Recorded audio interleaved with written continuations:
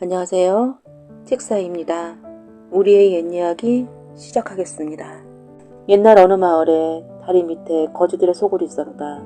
그곳에 추운 어느 겨울날 거지들의 움막에 비단 강보에 쌓인 채 한 아이가 버려져 있었다.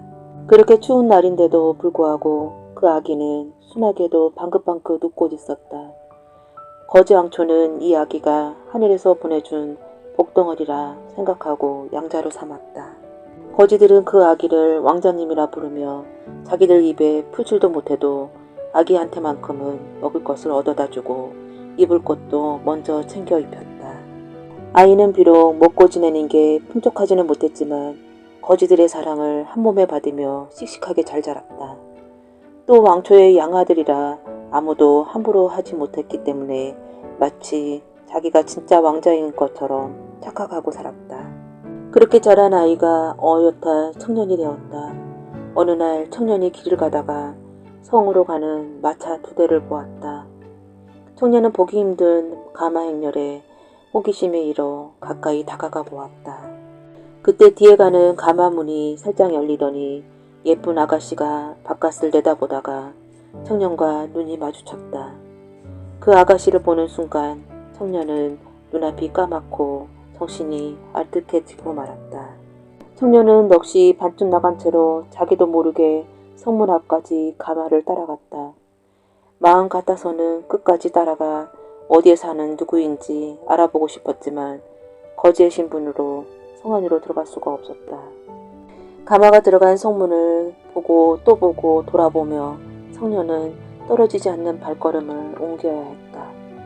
그날부로 청년은 거지에게는 사치스럽기 그지없는 산사병이 걸리고 말았다.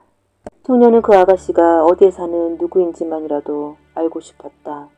설사 안다 하더라도 거지주대의 양반댁 교수를 만난다는 것은 상상도 할 수 없는 일이었지만 산사병이라는 게 그렇듯 눈만 뜨면 그 아가씨 얼굴이, 눈 감아도 그 아가씨 얼굴이니 날이 갈수록 청년은 병색이 더 지천만 같다.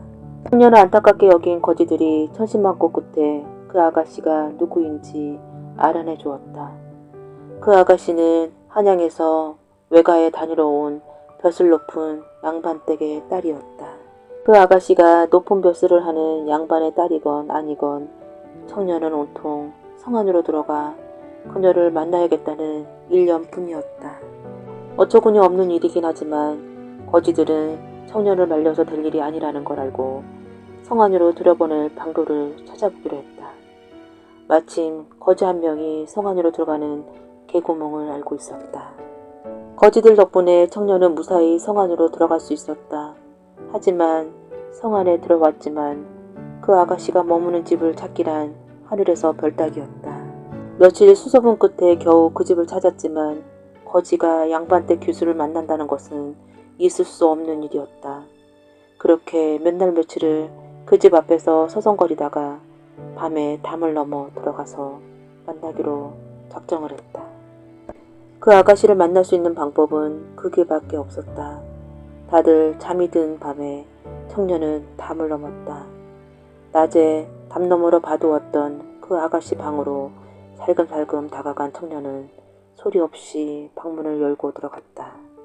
그런데 잠든 아가씨의 머리맡에 앉아 고운 얼굴을 내려다보다가 자기도 모르게 이마를 쓰다듬고 말았다. 그 순간 화들짝 놀라 잠이 깬 아가씨가 소리를 지르며 응장도를 꺼내 들었다. 청년은 재빨리 아가씨의 입을 막으며 자신이 나쁜 사람이 아니라고 얘기하려 했다. 그러나 내용을 알지 못한 아가씨는 순식간에 응장도로 청년의 가슴을 찔러버렸다. 그리고는 자신의 몸이 이미 더럽혀진 것으로 알았는지 응장도로 자신의 목을 찌르고 말았다. 부지부시간에 일어난 일이라 청년도 어찌할 수가 없었다. 청년은 놀라 다급히 밖으로 도망쳤다. 가슴에 흐르는 피를 손으로 막으며 간신히 움막으로 돌아왔지만 피를 쏟으며 쓰러지던 그 아가씨의 모습을 지울 수가 없었다. 다음날 한밤중에 괴한이 침입해 자신의 절개를 지키려고 응장도로 자결했다는 그 아가씨의 소문이 성내에 자자했다. 성 곳곳에서는 그 집에 침입한 괴한을 신고하면 큰 상금을 내리겠다는 방까지 나붙였다. 청년은 죄책감에 견딜 수가 없었다. 아가씨가 없는 세상에 자기가 살아야 할 의미가 없다며 다른 거지들이 팔을 걷어붙이고 말렸지만 청년은 그 집에 가서 이실직고를 하고 죄의 대가를 치르기로 했다. 그 길로 양반댁에 찾아간 청년은 바로 참수를 당하고 말았다.